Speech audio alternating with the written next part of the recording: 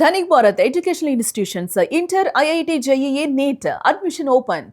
నీటి పరీక్షల వివాదం దేశవ్యాప్తంగా వెల్లువెత్తిన నిరసనల నేపథ్యంలో కేంద్ర విద్యాశాఖ మంత్రి పదవికి ధర్మేంద్ర ప్రధాన్ రాజీనామా చేశారు. ప్రధాన్ తప్పుకోవడంతో ఆ స్థానంలో సీనియర్ నాయకులు ప్రహ్లాద్ జోషికి విద్యాశాఖ అదనపు బాధ్యతలను ప్రభుత్వం అప్పగించింది. ప్రస్తుతం కేంద్ర మంత్రివర్గంలో ఉన్న ఆయన తన పాత శాఖలతో పాటు విద్యాశాఖను కూడా పర్యవేక్షిస్తారు. దేశవ్యాప్తంగా విద్యార్థులు ఆందోళన చేస్తున్న తీవ్రమైన పరిస్థితుల్లో విద్యాశాఖను సమర్థవంతంగా నడిపించేందుకు సీనియర్ నేత అయిన జోషిని ప్రధాని ఎంపిక చేశారు. ఢిల్లీలోని జంతర్ మంతర్ వద్ద కాక్రోచ్ జనతా పార్టీ చేసిన ఆందోళన వల్లే కేంద్రం ఈ నిర్ణయం తీసుకుంది. ప్రధాన రాజీనామాతో సీజేపీ తన దీక్షను విరమించింది. ప్రహ్లాద్ జోషి కర్ణాటక రాష్ట్రం బాగల్కోట్ జిల్లాలోని విజయపురలో 1962 నవంబర్ 27న జన్మించారు. ఆయన తన పాఠశాల కళాశాల విద్యాభ్యాసాన్ని కర్ణాటకలోనే పూర్తి చేశారు. ఆయన కర్ణాటక యూనివర్సిటీ నుండి బ్యాచిలర్ ఆఫ్ ఆర్ట్స్ డిగ్రీని పొందారు. విద్యార్థి దశ నుంచే ఆర్ఎస్ఎస్ భావజాలంతో ప్రభావితమైన ఆయన చిన్న వయసులోనే ప్రజా జీవితంలోకి ప్రవేశించారు. ఎలాంటి రాజకీయ నేపథ్యం లేకపోయినా ఒక సాధారణ కార్యకర్త స్థాయి నుంచి కేంద్ర మంత్రి స్థాయికి ఎదిగారు.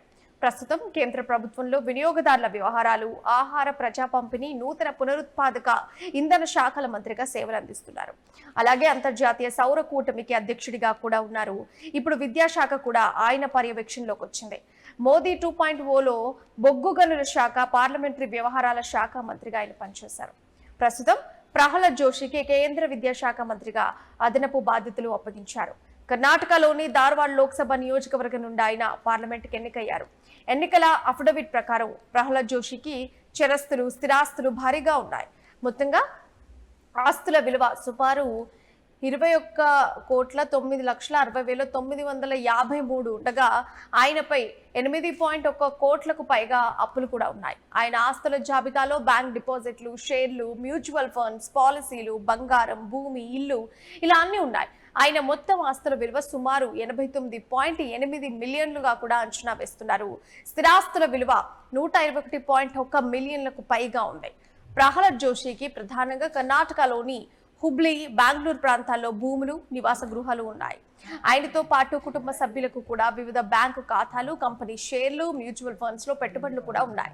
ఆయన భార్యతో కలిపి ఉమ్మడి ఆస్తుల విలువ 21 కోట్లకు పైగా ఉంది. తన ఆదాయం లోక్సభ జీతం, సామాజిక సేవ, వ్యాపారం ద్వారా వస్తుందని, భార్య ఆదాయం ప్రైవేట్ ఉద్యోగం, వ్యాపారం నుండి వస్తుందని ఆయన పేర్కొన్నారు. ప్రహ్లాద్ వెంకటేష్ జోషి గురించి చెప్పాలంటే ఆయన ఒక సీనియర్ బీజేపీ నేత.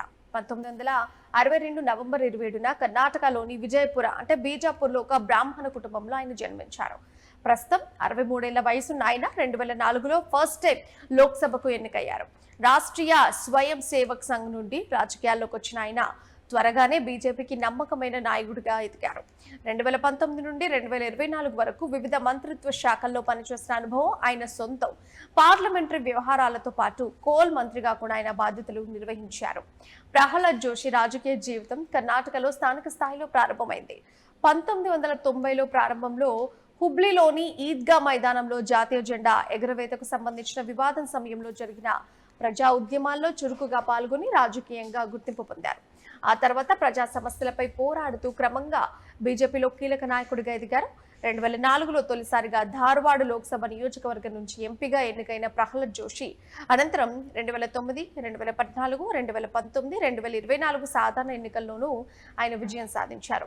వరుసగా 5 సార్లు ఎంపీగా గెలిచి ఆ ప్రాంతంలో తన బలమైన ప్రజాదరణను నిలబెట్టుకున్నారు. 2012 నుంచి 16 వరకు కర్ణాటక బీజేపీ రాష్ట్ర అధ్యక్షుడిగా పనిచేసిన ప్రహ్లాద్ జోషి పార్టీని రాష్ట్ర వ్యాప్తంగా బలోపేతం చేయడంలో కీలక పాత్ర పోషించారు. ఆయన నాయకత్వంలో బీజేపీ కర్ణాటకలో తన రాజకీయ ప్రభావాన్ని మరింత విస్తరించుకుంది. ప్రహ్లాద్ జోషి కుటుంబ నేపథ్యం విషయానికి వస్తే ఆయన జ్యోతి జోషిని వివాహం చేసుకున్నారు. ఆమె రాజకీయాలకు దూరంగా ఉంటూ తన వ్యక్తిగత జీవితాన్ని ప్రైవేట్ గా ఉంచుతారు. పార్లమెంటరీ రికార్డుల ప్రకారం ప్రహ్లాద్ జోషికి అర్పిత, అనుష, అనన్య అనే 3 కుమార్తెలు ఉన్నారు. వీరిలో అర్పిత జోషికి కేఎస్ రుషికేష్ తో న్యూఢిల్లీలో ఘనంగా వివాహం జరిగింది. ఈ వేడుకకు నరేంద్ర మోదీ, అమిత్ షా, పలువురు సీనియర్ మంత్రులు, లోక్సభ స్పీకర్ తదితరులు హాజరయ్యారు. ప్రస్తుతం విద్యా విధానం, విద్యా సంస్కరణలపై దేశవ్యాప్తంగా చర్చ జరుగుతున్న తరుణంలో ప్రహ్లాద్ జోషిని విద్యాశాఖ మంత్రిగా నియమించారు. విద్యారంగానికి ఎదురవుతున్న సవాళ్లను ఆయన ఎలా పరిష్కరిస్తారనేది ఇప్పుడు అందరి దృష్టిని ఆకర్షిస్తోంది. నీటి ప్రశ్నాపత్రం లీకేజీ వివాదం, విద్యా వ్యవస్థలో సంస్కరణల కోరుతూ దేశవ్యాప్తంగా యువత విద్యార్థులు పెద్ద ఎత్తున చేస్తున్న ఆందోళనల నేపథ్యంలో ప్రహ్లాద్ జోషికి మోదీ విద్యాశాఖ మంత్రిగా అదనపు బాధ్యతలు అప్పగించడం కీలకంగా మారింది. పరీక్షల నిర్వహణలో విద్యార్థుల్లో నమ్మకాన్ని పెంపొందించడం సహా విద్యా వ్యవస్థలో పారదర్శకత, జవాబుదారీతనం తీసుకురావడం కోసం బాధ్యతలు తీసుకుంటున్న జోషి ఏ మేరకు కృషి చేస్తారో చూడాలి. మరి ఇక కాక్రోచ్ జనతా పార్టీ 3 డిమాండ్లలో విద్యాశాఖ మంత్రి ధర్మేంద్ర ప్రధాన్ రాజీనామా, నీటి లీగుతో మనస్తాపానికి గురై ఆత్మహత్యకు పాల్పడిన విద్యార్థుల కుటుంబాలకు ఒక్కొక్కరికి ₹1 కోటి పరిహారం, ఉద్యమం సమయంలో విద్యార్థులపై పెట్టిన కేసులు కొట్టివేయడం, ఈ మూడింటికి కేంద్ర ప్రభుత్వం అంగీకరించడంతో ఆందోళనలను విరమిస్తున్నట్టు కాక్రోచ్ జనతా పార్టీ ప్రకటించింది. కేంద్ర మంత్రి జేపీ నడ్డా, జితేంద్ర సింగ్లలో సీజేపీ ప్రతినిధులు సౌరభ్ దాస్, అశుతోష్ రామ్కి సమావేశం తర్వాత ఈ ప్రకటన వెలువడింది. 2 దశాబ్దాలకు పైగా పార్లమెంట్ సభ్యుడిగా సేవలందిస్తున్న ప్రహ్లాద్ జోషి మోడీ ప్రభుత్వంలో అనేక కీలక బాధ్యతలు నిర్వహించారు. ఇప్పుడు విద్యా మంత్రిత్వ శాఖ అదనపు బాధ్యతలు చేపట్టడం ద్వారా దేశ విద్యారంగంలో కీలక నిర్ణయాలు తీసుకునే అవకాశాన్ని పొందారు. విద్యా విధానాల అమలు, పాఠశాలలు, ఉన్నత విద్యా సంస్థలకు సంబంధించిన అంశాల్లో ఆయన పాత్ర మరింత ప్రాధాన్యం సంతరించుకుంది.